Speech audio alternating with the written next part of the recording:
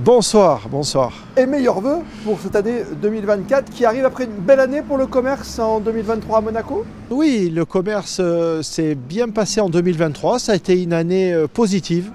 Très On a positif. eu, oui, très positive. Je suis vraiment content pour nos commerces. On a eu beaucoup de touristes qui sont venus en principauté. On a eu des gens de la principauté qui ont consommé sur place. Grâce évidemment avec l'application Carlo qui a comme d'habitude boosté les ventes. C'est une très bonne année. C'était une très bonne année 2023. Et il y a du monde bien sûr, on le voit cette semaine, depuis le 1er janvier. Nous sommes en début d'année 2024, beaucoup de monde derrière vous au boulevard des Moulins. On le constate effectivement avec en plus une période où il y a pas mal d'accros. Ça s'appelle les soldes. Vous avez toujours les mêmes qui reviennent un petit peu, la même clientèle?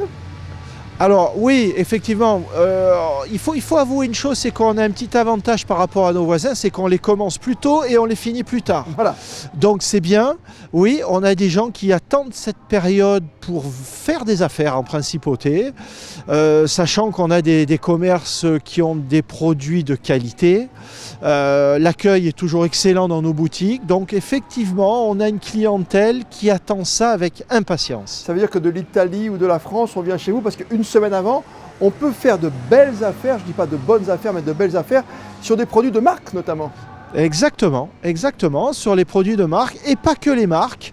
On a bien entendu tous les magasins de chaussures, les magasins de prêt-à-porter, qui sont encore des magasins indépendants et qui font faire de belles affaires. Et moi, j'ajouterais quand même de bonnes affaires aussi. Malgré la concurrence de tous bords, parce que ça commence par les sites internet, au fameux Black Friday, il y a des opérations comme des ventes privées. Il y en a moins à Monaco qu'en France, par exemple, des ventes privées. On est face à un dilemme. C'est vrai que Internet, aujourd'hui, mais je crois que c'est devenu international, c'est une concurrence.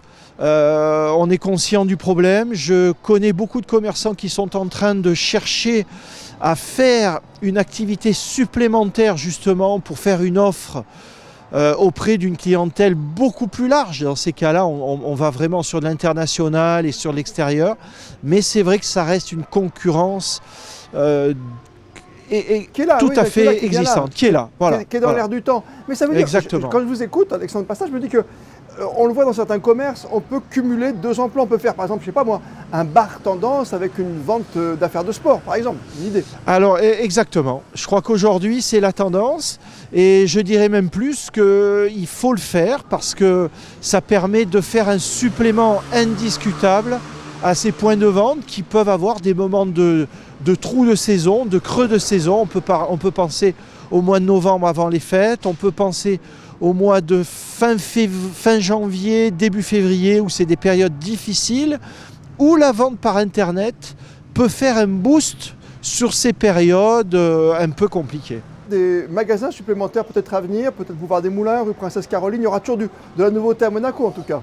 Ah mais évidemment, évidemment, vous savez, Monaco, on est quand même un diamant où il se passe toujours quelque chose.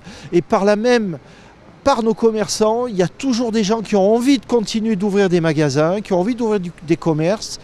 Et c'est vrai, rue Caroline, il va y avoir une belle enseigne qui va s'ouvrir bientôt. Boulevard des Moulins, je sais qu'il y a des gens qui ont des beaux projets en tête. Fontvieille, on le sait, on en a parlé, il y a le centre commercial qui va se rebooster. Voilà, non, c'est très positif. Et aujourd'hui, pour conclure, peut-être le marché par exemple de Noël, c'est un vecteur aussi de venue de la part de nos frontaliers, de tous ceux qui sont autour de nous, les Italiens comme les Français. Vous constatez qu'il y a de plus en plus de monde chaque année. Exactement, je suis tout à fait d'accord avec vous, oui. Le marché de Noël est incontestablement un pôle attractif pour tous les gens qui viennent en principauté. Ils commencent à se balader par le casino, ils descendent sur le port au marché Noël et souvent ils finissent à Monaco-Ville où il y a des magasins de souvenirs, où ils peuvent voir la place du Palais en se baladant, en flânant dans la principauté. Monaco, force d'attractivité. Merci Alexandre Pasta d'avoir été avec nous ce soir et bonne année encore. Merci, à bientôt.